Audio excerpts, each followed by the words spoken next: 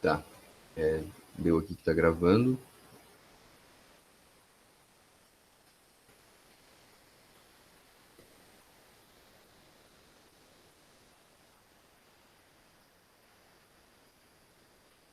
Muito bem. Então, a aula está sendo gravada já. E acredito que vocês estejam conseguindo ver minha tela, né? Tudo certo? Estão conseguindo, galera? Eu vou aqui no chat para... Estão vendo, né? Beleza, então vamos tratar então da ótica geométrica 2.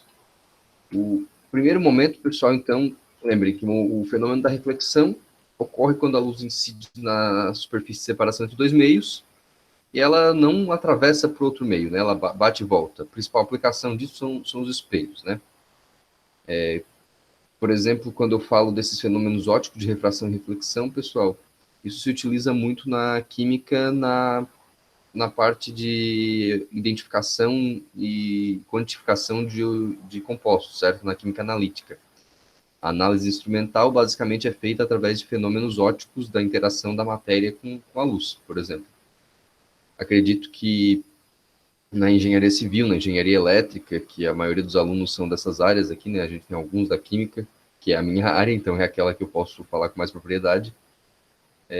Também existem outras aplicações, certo?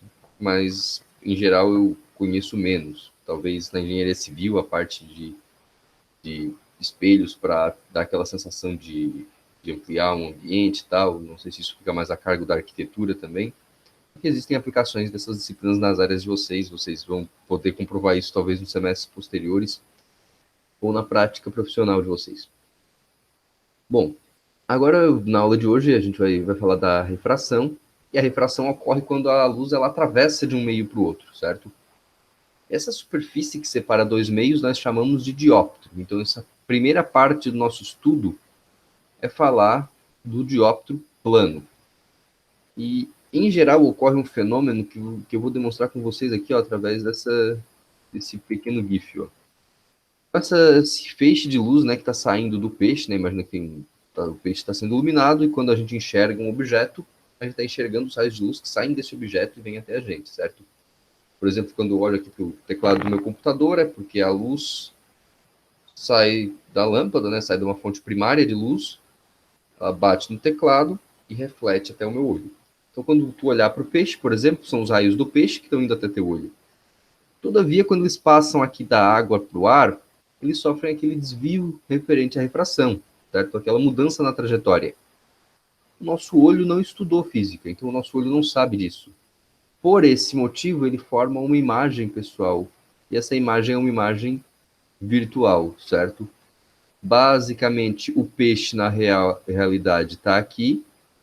Então, aqui eu tenho o objeto, certo? Só que como existe esse desvio, né, indo do meio mais refringente que a água para o meio menos refringente que é o ar, ele se afasta da normal e o nosso olho acaba por formar uma imagem aqui, ó. Opa. Não era isso que eu queria escrever, não. Peraí. Uma imagem. Aqui. Então essa aqui é a imagem. Todo mundo já deve ter percebido isso, né? Tu estás na beira de uma piscina e ela sempre parece ser mais rasa do que realmente é. Isso se dá porque o fundo da piscina está aqui e o que tu está enxergando é isso aqui. É importante eu destacar aqui, ó, que essa imagem, galera, é uma imagem virtual, beleza? Virtual. Aqui escrever com o mouse não é tão simples, por isso eu vou falando também. Então, ela é uma imagem virtual, conforme o conceito, né, ó, porque se forma pelo prolongamento do raio refratado, certo? A imagem se forma pelo prolongamento. Existe uma proporção entre essa distância, pessoal, da imagem e do objeto em relação à superfície da água e o índice de refração, certo? Então, essa distância aqui, ela é proporcional ao índice de refração, e por isso a gente pode montar essa equação, ó. O índice de refração do ar sobre o índice de refração da água. Percebam que é o índice de refração menor pelo índice de refração maior. Então, eu vou pegar a distância menor sobre a distância maior. Menor está para o maior, como o menor está para o maior. Como que eu sei que o índice de refração do ar é menor que o da água? Primeiro, porque isso está mais ou menos relacionado com a densidade. E segundo, porque é tabelado, certo? O índice de refração do ar é aproximadamente 1, o da água é aproximadamente 1,3. Eu vou passar depois essa tabela para vocês que vocês façam na prova e tal, beleza? Então tem a tabela lá no livro do Halliday, que a gente está acompanhando. Nessa tabela vai ter o índice de refração ali de vários meios. Então, basicamente, para calcular essa distância aqui, pessoal, nós usamos uma proporção bem simples, beleza?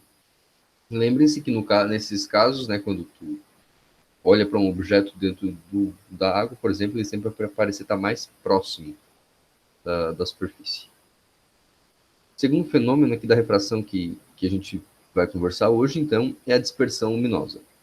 Basicamente, alguns meios eles têm índice de refração diferente para cada frequência da luz, certo?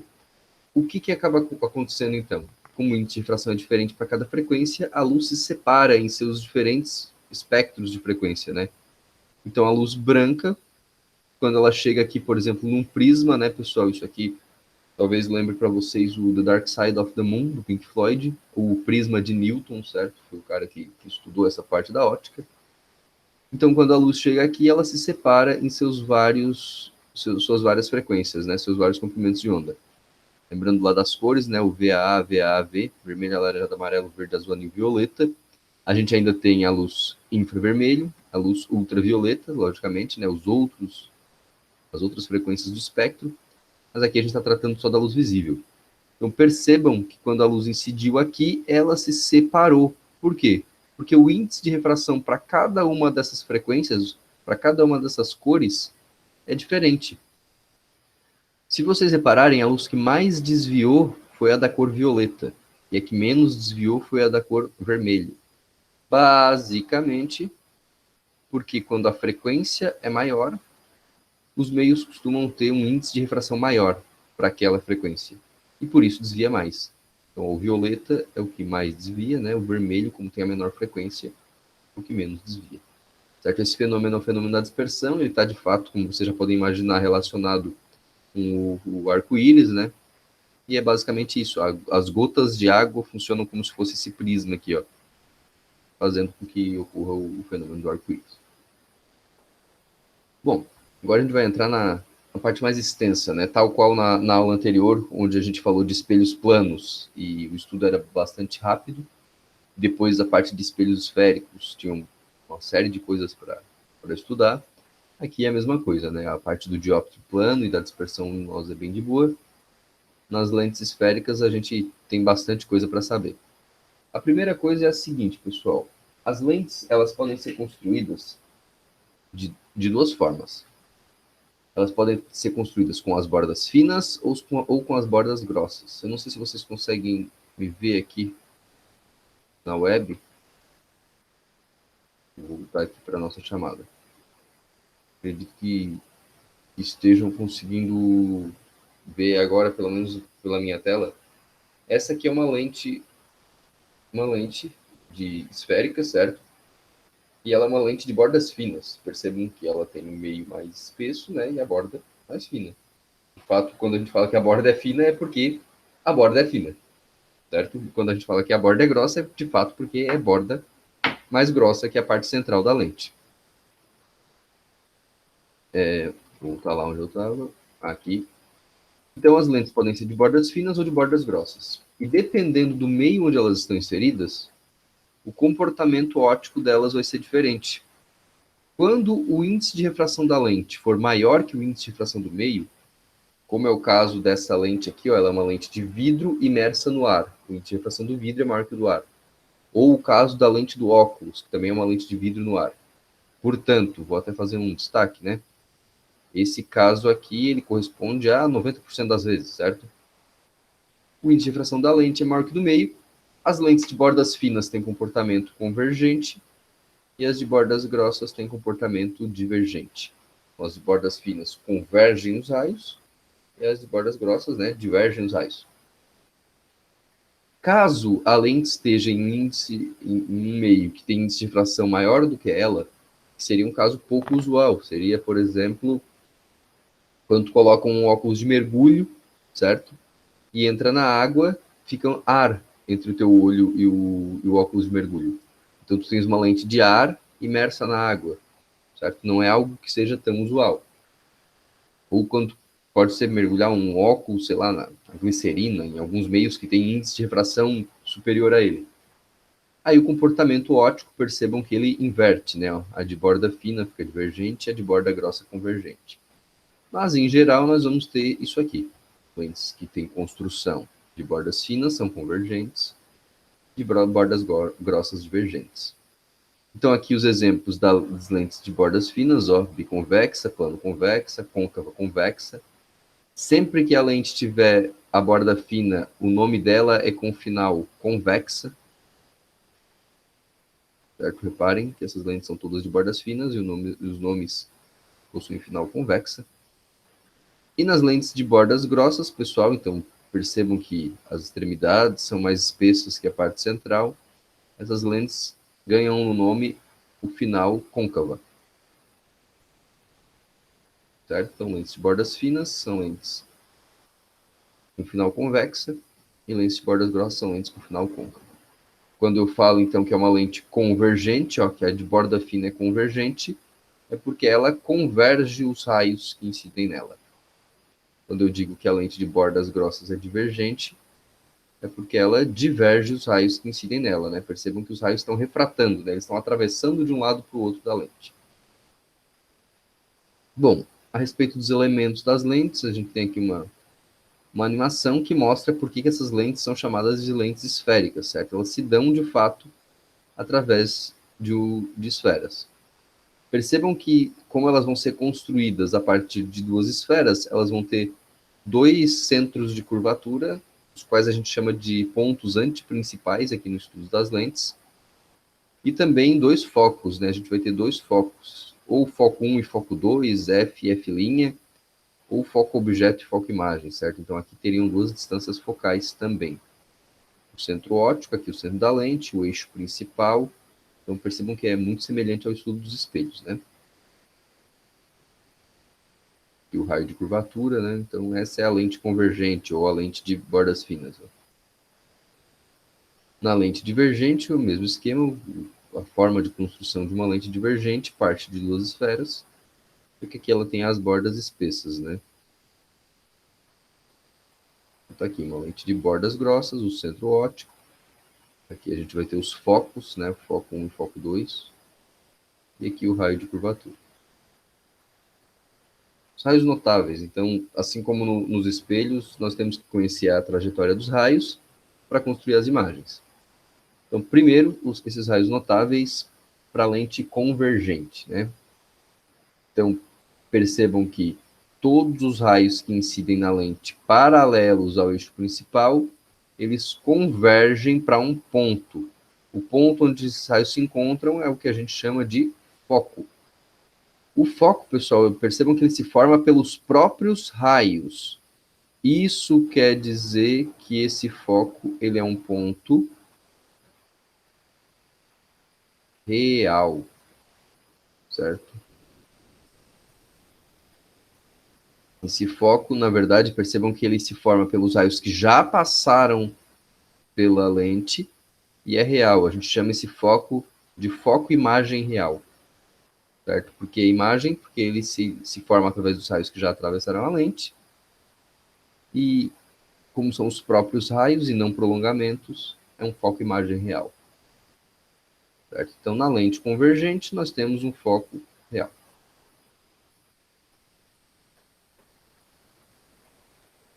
O caso contrário, pessoal, seria os raios que passam pelo foco. Né? Lembrando que nós temos agora dois focos.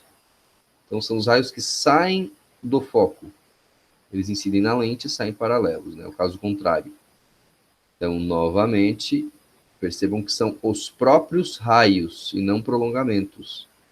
A gente está novamente falando de um ponto que é real. O foco, galera, que está do lado esquerdo aqui da lente no nosso estudo, ó, reparem que ele está sendo formado pelos raios que não passaram pelo sistema óptico ainda. Então, esse foco é um foco objeto. O foco que está aqui do outro lado, ó, é um foco imagem. Aqui, em geral, costuma aparecer F1 e F2, tá? Foco 1 e foco 2. Mas o importante é que na lente convergente, o foco é um ponto real. Ok? O ruim da apresentação de slides aqui é que eu não consigo ver se vocês estão falando algo no chat. Então, se alguém quiser fazer algum questionamento, acho que pode habilitar o áudio ali e falar comigo, que eu já respondo, beleza?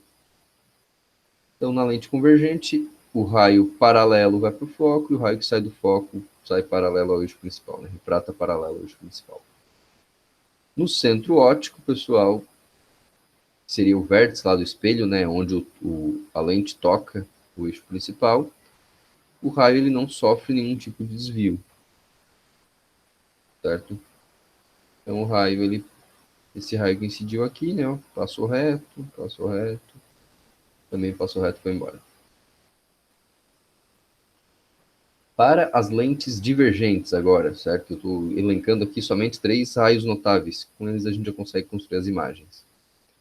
Então, para a lente divergente, todo raio que incide na lente paralelo, pessoal, ao eixo principal, o prolongamento dele, né? Os raios divergem, só que os prolongamentos se encontram no foco. Então, percebam que ele se forma pelos prolongamentos dos raios refratados. Logo, esse foco aqui é um foco virtual, certo? Porque ele se forma pelo encontro dos prolongamentos dos raios. Então, lente convergente tem foco real, lente divergente tem foco virtual. Muito bem. Assim como nos espelhos e na lente convergente, a gente tem um caso contrário, né? Que seria o raio que incidiu, ó, na direção do foco, ou seja, o prolongamento, ó, dele vai para o foco, ele refrata paralelo. Então, novamente, percebam que seria o prolongamento desse raio aqui, né? Que está na direção do foco. Portanto, esse foco aqui é virtual.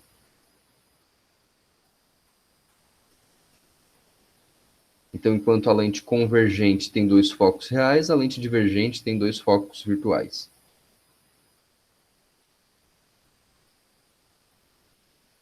E, por fim, o raio que incide no centro óptico, esse raio não sofre desvio, né? Então, tá lá, ele passa reto aqui. Ok. Tendo os raios notáveis, nós podemos construir as imagens, certo?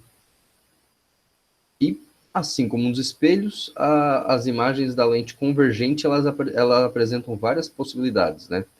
Em geral, não é difícil, pessoal, porque a lente convergente forma as mesmas imagens que o espelho côncavo. A lente divergente forma as mesmas imagens que o espelho convexo. Então, olha só, quando a gente tem na lente convergente um objeto, e esse objeto está posicionado antes do antiprincipal, se a gente pegar o raio que sai dele paralelamente ao eixo principal, né, como eu estou falando da lente convergente, primeiramente, esse raio refrata passando pelo foco. Pegando o raio, galera, que incide no centro óptico, esse raio não desvia. Os raios refratados se encontram aqui. Então é aqui que se forma a imagem.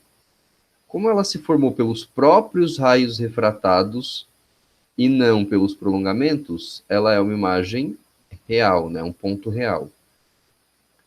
Percebam que ela está de cabeça para baixo em relação ao objeto. A gente disse que ela é invertida. Se vocês analisarem aqui o tamanho da imagem, vão perceber que ela é menor. Então, aqui na construção geométrica das imagens, nesse primeiro caso, quando o objeto está assentado antes do antiprincipal da lente, em uma lente convergente, nós temos a imagem real invertida menor, certo? Então, a imagem é real porque se forma pelos próprios raios refratados, né?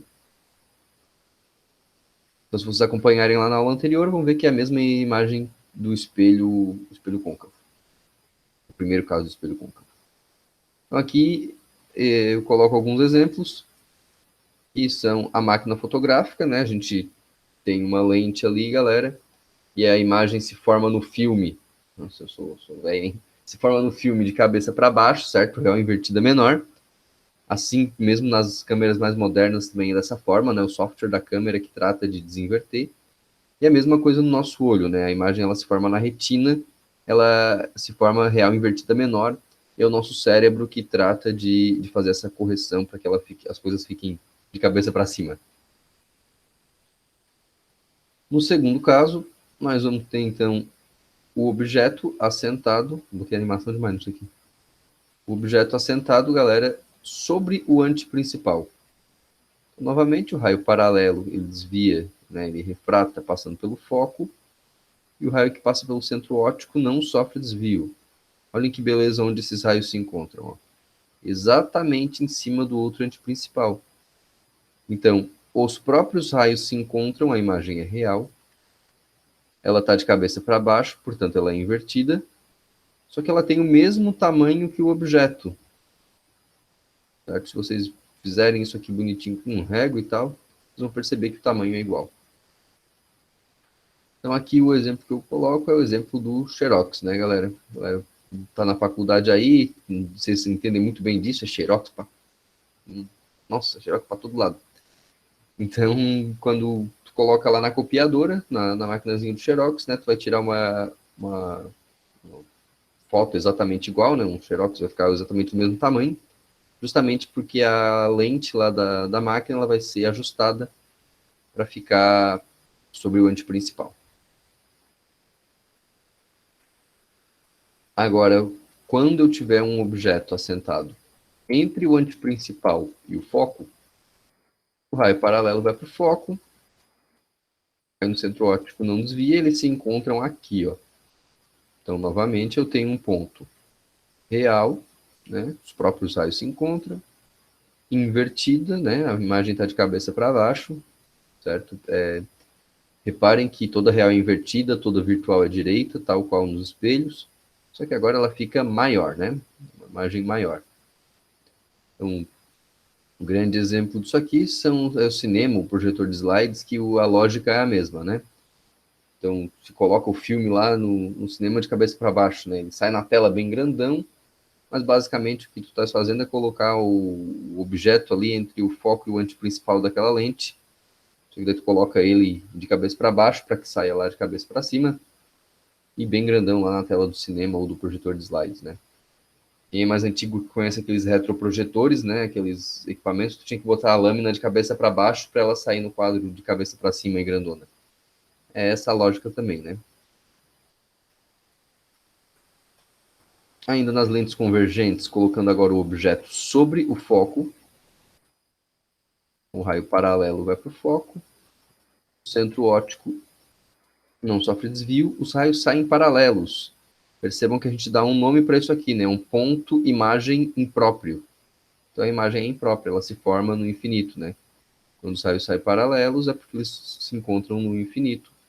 Então aqui nesse ponto, quando o objeto estiver assentado sobre o foco, nós não temos a formação de uma imagem real ou virtual, é uma imagem imprópria. Os raios não se encontram. Certo? Um exemplo disso aqui é o farol. Essa lente que eu tenho aqui, pessoal, é justamente o farol de um carro. Certo? E percebam que é uma lente de bordas finas, é uma lente convergente, né?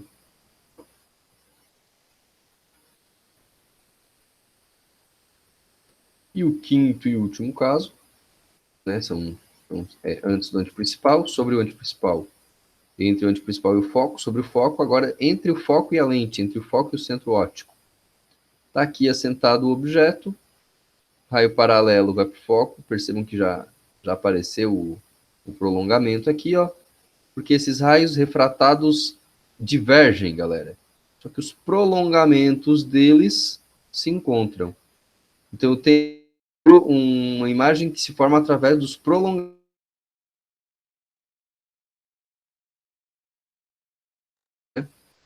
E a gente viu que toda imagem virtual ela é direita, certo? Ela fica de cabeça para cima aqui em relação ao objeto. Reparem que ela é maior. Lembra lá do espelho, que quando tu coloca pertinho, era o espelho lá de maquiagem das meninas e tal. Aqui é o mesmo caso, né? Seria o caso da lupa, certo? Tu usa de pertinho, assim, a lupa ampliada. Percebam que ela é virtual porque ela se forma pelos prolongamentos dos raios. Beleza? Antes de ir para a lente divergente, vou voltar aqui, vou ver se vocês estão aqui, tá tudo certo?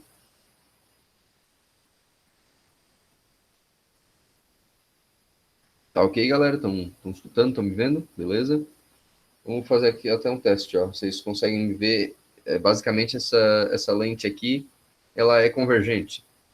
Então, se eu colocar ela assim, ó, vocês estão me vendo de cabeça para baixo, né? Quando eu fico distante dela, ó, isso quer dizer que eu estou depois do foco, né? Depois do foco a imagem é invertida, certo? Aí se eu for aproximando aqui, ó, ela vai ficando muito louca, agora ela fica meio embaçada, quer dizer que eu estou próximo ao foco, né? Uma imagem própria.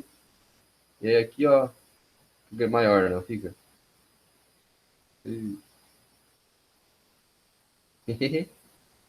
Certo? Com um dedo bem grandão. Então, quando tá bem pertinho, entre o foco e a lente, ó, fica maior, né? Agora, mais distante aqui, fica invertido, certo? Imagem real, aqui eu sei que é uma imagem real, porque tá ficando para baixo. Agora, meu dedo aqui, eu sei que é uma imagem virtual, ó, porque tá ampliado de cabeça para cima, né? Certo? Então, daí a formação de imagens da lente convergente.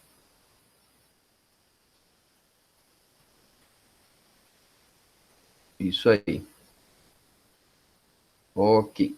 Vamos retornar aqui. Opa, voltou tudo, fala sério. São as imagens. Lente divergente, tá aqui. Beleza. Então, opa, já. Calma aí. Beleza. Na lente divergente, assim como no espelho convexo, a gente tem um caso único de imagem, que é um raio paralelo, ele refrata, pessoal, ele diverge, só que o prolongamento dele vai para o foco. O raio que incide no centro óptico, né? Percebam que esses raios aqui não vão se encontrar, eles vão divergir, mas os prolongamentos vão, né?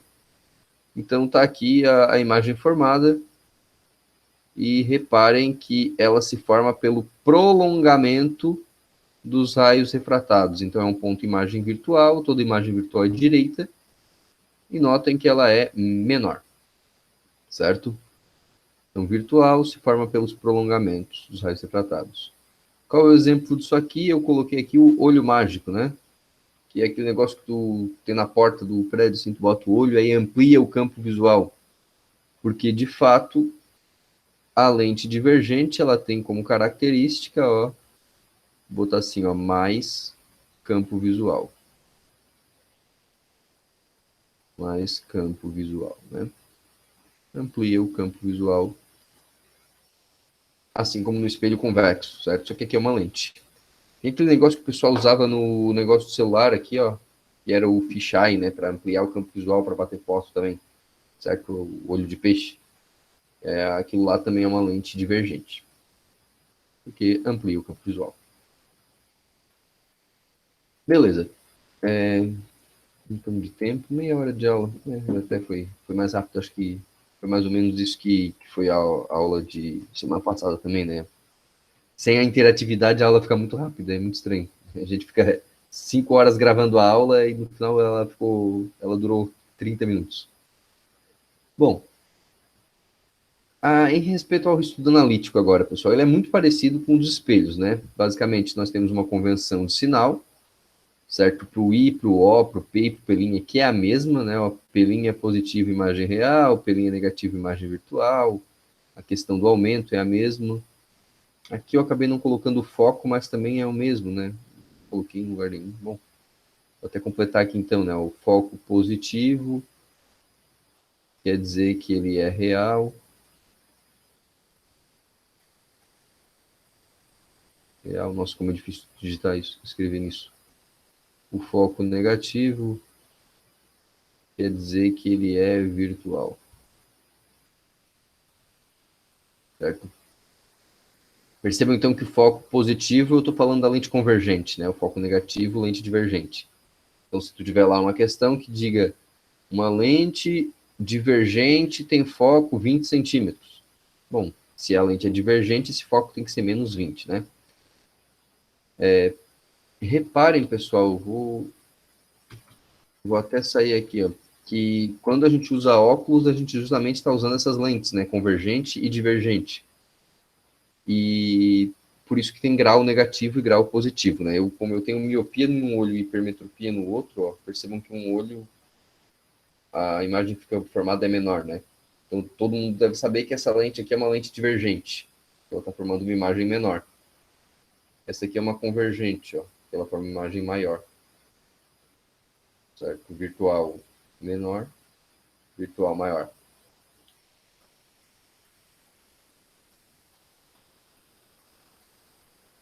Ok. Então, foco positivo, foco negativo, que eu havia completado aqui.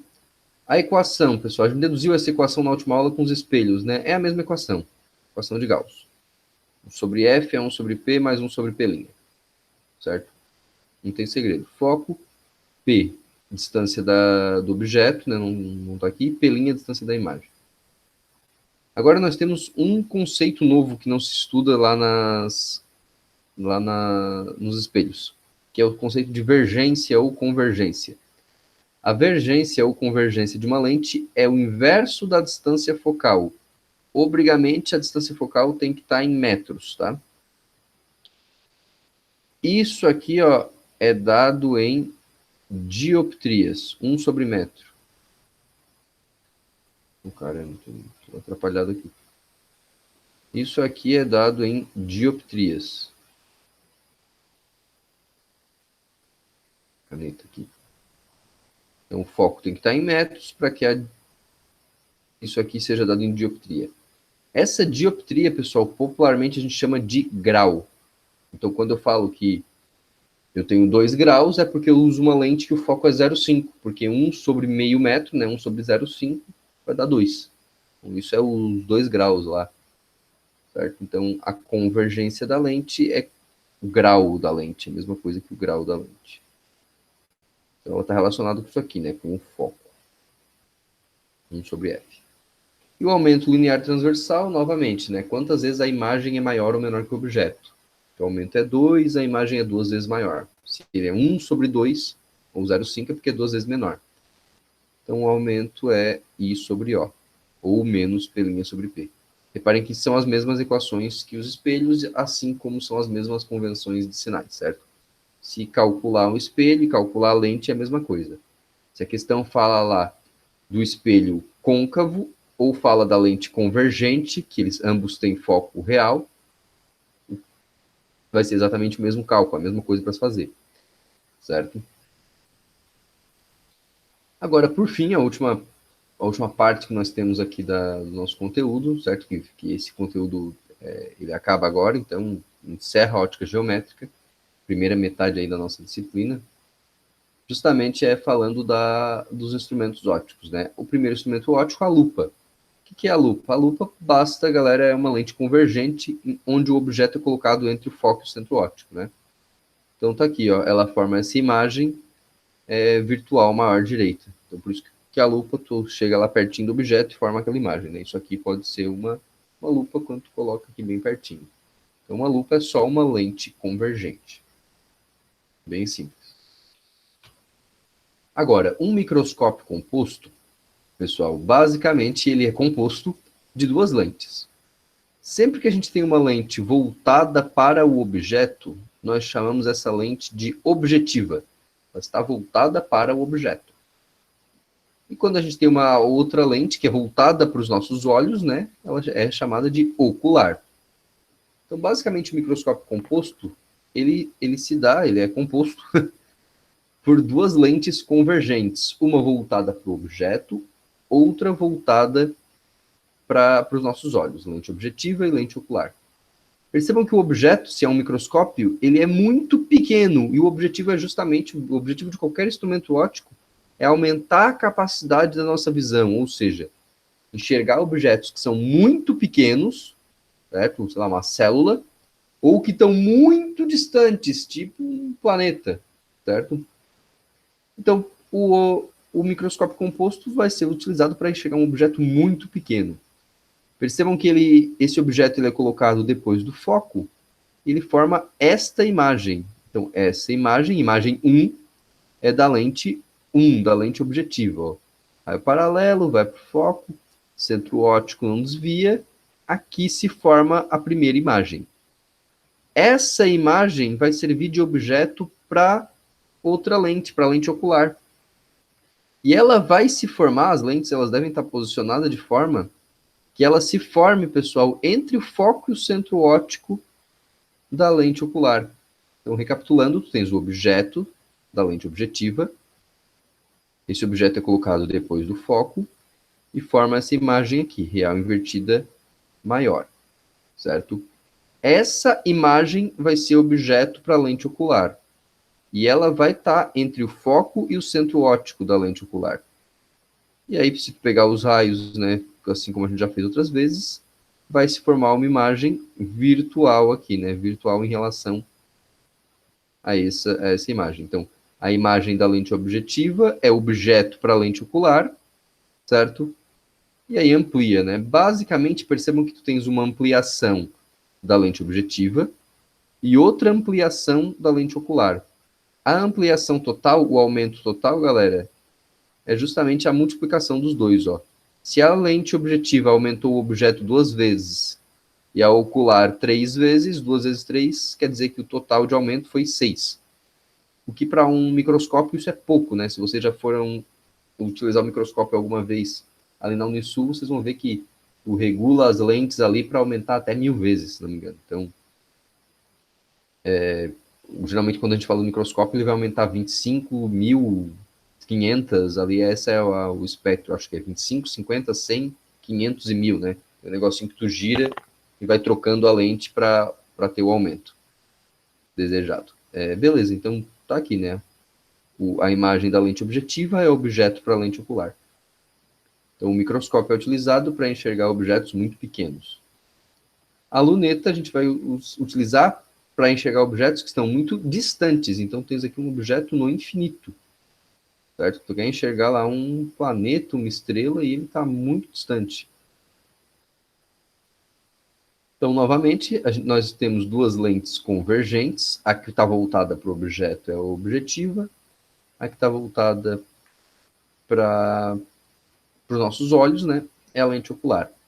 Então, esses raios que vêm lá do infinito, eles vêm praticamente paralelos e eles formam aqui uma imagem, certo? Essa imagem serve de objeto para a lente ocular. E aí forma aqui a outra imagem. Quando se fala de lunetas, a gente não fala do aumento linear transversal, certo? Esse M aqui, não estou com o livro aqui, pessoal, ele dá um nome específico, é o aumento também, mas não é o aumento linear transversal. O livro chama de outra coisa ali. Não tô me recordando agora até exatamente o nome que o livro dá, mas eu costumo falar que é o aumento também da lente, certo? Não é aumento, ele dá outro nome posterior. Inclusive as letras que eu estou utilizando aqui também não são as mesmas do livro do Halliday, tá? O livro, se não me engano, aqui ele usa M no aumento linear transversal e aqui ele usa outra letra, enfim. Mas basicamente a definição do aumento em uma luneta é o foco da lente objetiva sobre o foco da lente ocular, certo? Percebam que na luneta, é até uma lógica fácil, o objetivo da luneta não é formar uma imagem maior, não é pegar um objeto pequeno e aumentar, é pegar um objeto que está muito distante e te dá a sensação de que ele está mais próximo, certo? Por isso que a gente não define quantas vezes maior a imagem vai estar, a gente define essa relação de proximidade dividindo o foco da objetiva pelo foco da ocular. Ok? Então, pega o foco da objetiva, divide pelo foco da lente ocular, e tu vai ter ali a relação de quão melhor aquela lente está fazendo tu enxergar aquele objeto, aquela luneta, né? Aquele jogo de lentes, está fazendo tu enxergar melhor aquele objeto que está muito distante. Então, foi isso, pessoal. Não sei se vocês querem que eu disponibilize também a apresentação, certo? Mas a aula vai ficar gravada, então vou até pausar aqui a gravação. Eu não sei fazer isso. Tem aqui.